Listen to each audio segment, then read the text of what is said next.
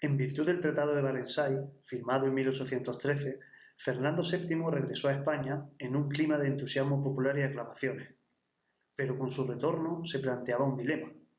¿Aceptaría el papel de monarca constitucional que le habían adjudicado las Cortes de Cádiz?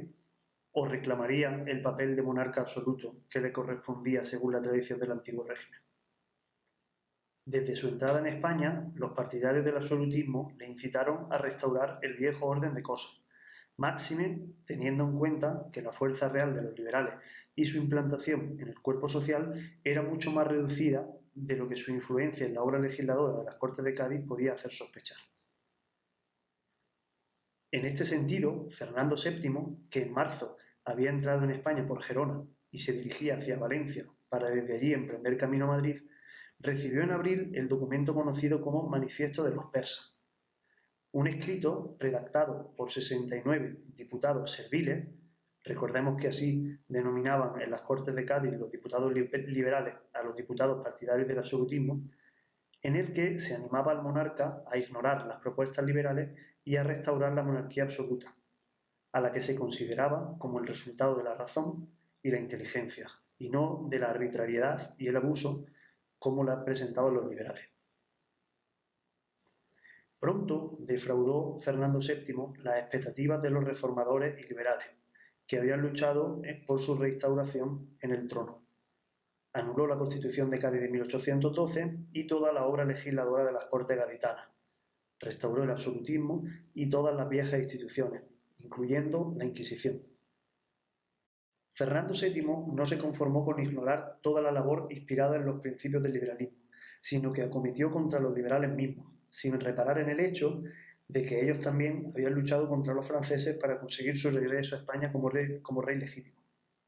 De esta forma, las persecuciones de que fueron objeto los obligó a pasar a la clandestinidad y a formar sociedades secretas, siempre dispuestas a la conspiración.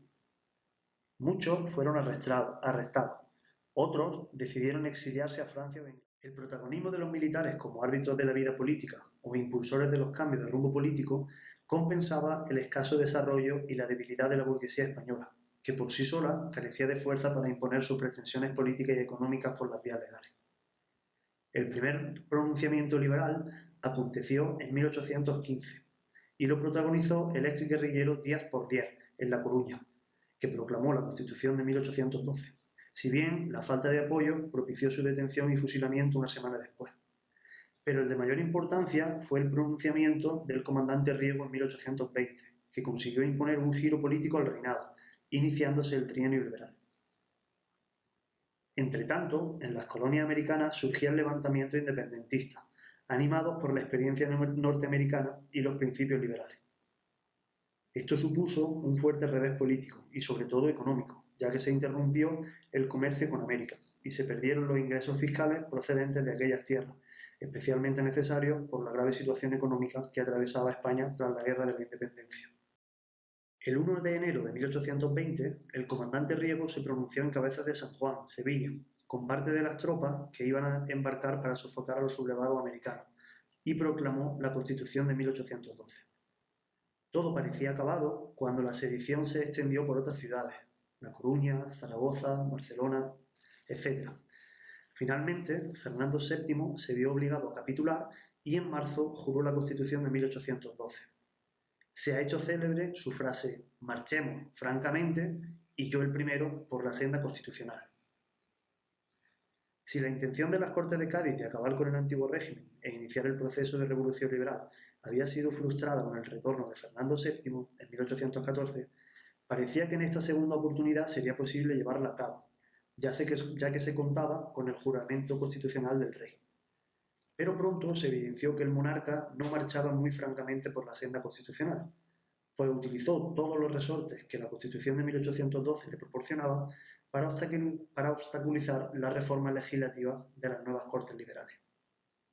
Entre las filas de los liberales se estaba generando una primera división entre moderados o 12-añistas y exaltados o 20-añistas. El núcleo principal de los moderados eran los grandes personajes relacionados con la obra de las Cortes de Cádiz, que habían ido suavizando con el tiempo sus planteamientos políticos. Los exaltados, en cambio, eran los protagonistas de la reimplantación del régimen constitucional en 1820. De ahí el apelativo de veinteañistas, y mantenían actitudes más radicales. Sin embargo, más allá de la elaboración de las leyes, apenas hubo tiempo u oportunidad para llevarlas a la práctica, ya que este segundo intento de revolución liberal tuvo una vida de apenas 3 años, antes de quedar también frustrado. Los absolutistas habían manifestado su oposición al gobierno liberal desde el comienzo del trienio, pero a partir del verano de 1822, esta oposición fue fraguando en un poderoso grupo, conocido como los realistas, cuya intervención, en complicidad con el propio rey, fue apreciable en algunos acontecimientos encaminados a restablecer el viejo absolutismo. Por ejemplo, la organización de fuerzas guerrilleras en Navarra y Cataluña o la creación de la regencia de Urgel, instalada en la localidad gerundense de la Seu d'Urgell y que pretendió actuar como gobierno legítimo mientras durara la supuesta cautividad del rey por parte de los liberales. Finalmente, el ejército la disolvió. Entretanto, las potencias europeas absolutistas, que habían vencido a Napoleón, formaron la llamada Santa Alianza, que pretendía impedir cualquier experiencia liberal y revolucionaria en Europa. Fracasados los intentos de restaurar el absolutismo en España mediante la rebelión armada interior, las potencias de la Santa Alianza, reunidas en Italia en el Congreso de Verona en 1822, acordaron encargar a Francia, donde se había restaurado la monarquía, que interviniera en España con un ejército conocido como los 100.000 hijos de San Luis. Apoyado por los realistas españoles, ese cuerpo de ejército invadió la península sin encontrar apenas resistencia. El gobierno y las cortes se dirigieron hacia el sur con el rey, a quien los liberales dejaron libre finalmente en Cádiz. Una vez libre y apoyándose en la fuerza militar francesa, Fernando VII restauró por segunda vez el absolutismo. Declaró nulos todos los actos del gobierno durante el trienio y persiguió a los liberales, que huyeron en masa del país a Francia e Inglaterra. Sin embargo, esta segunda restauración del absolutismo, aunque pretendía también restablecer el antiguo régimen, se iniciaba con una brutal represión contra los liberales, tuvo un carácter más moderado que la primera y emprendió una cierta modernización administrativa, en la línea de la Ilustración del XVIII. Pero en esta última etapa de su reinado, Fernando VII se encontró con una doble oposición, la de los liberales, siempre opuestos al absolutismo, y la de los apostólicos, nombre aplicado al grupo más exaltado de los realistas o absolutistas que consideraban sospechosas incluso las tímidas medidas de reforma y el moderantismo del monarca. Por otra parte, culminó la independencia de las colonias americanas, excepto Cuba y Puerto Rico, con lo que se originó una difícil situación para la Hacienda Real. Felipe V, el primer Borbón, quiso introducir en España la llamada Ley Sálica francesa, que impedía reinar a las mujeres, pero finalmente promulgó en 1713 una ley de sucesión menos restrictiva, ya que les permitía reinar, aunque solo en algunos casos excepcionales, como que el rey no tuviera herederos varones en la línea directa o indirecta. En 1830, Fernando VII se planteó de nuevo el problema sucesorio, ya que carecía aún de descendencia. Por ello, decidió derogar la ley de sucesión de Felipe V para que, en el caso de tener descendencia femenina con su cuarta esposa, María Cristina de Borbón, su hija no quedara excluida del trono. De hecho, la reina tuvo después 2 hijas, la mayor de las cuales sería la futura Isabel II. Pero el hermano de Fernando VII, el infante Carlos María Isidro, rechazó por inválido el procedimiento seguido para derogar la ley de sucesión de Felipe V y reclamó la vigencia de esta como varón y hermano del rey. Los absolutistas, más radicales, los apostólicos, encontraron en el infante Carlos María Isidro a un líder dotado de legitimidad dinástica y apoyaron sus pretensiones al trono.